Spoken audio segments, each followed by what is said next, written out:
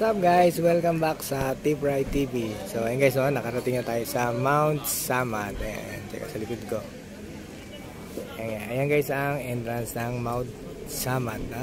So doon kanina sa unang vlog ko sa Arco ng Giginto or papuntang Malolos ay naalala ko yung mga 9:30 yun guys, no? So dumating ako dito yung mga 1. Hindi ilang oras yung guys. Yung natin 9 to 10, 11, 12, 1. Or yun, mga ganun guys, no? Pero nag-lunch ako doon sa kanto bago ko dumiretso dito sa Mount Samat, no? Siguro less na natin yung 1 hour. Siguro sabihin natin 3 hours ang biyahe ko mula Giginto doon sa Arco, yung kayo ng vlog ko. Sabihin natin 3 hours, sobra na yun. So ngayon guys, ang entrance lang naman dito ay 20, no? Yan. Wala namang bayad yung parking kasi ay nasa labas lang. Ayan, hirap nga lang mag-parking, no?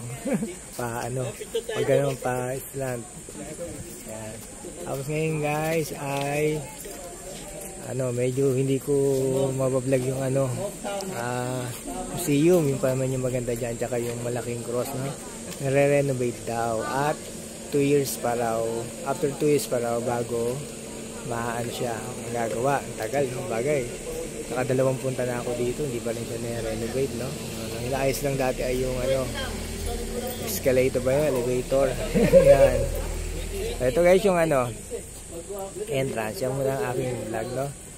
Ayan, nakita sa likod ko. Ayan, landing ko muna to.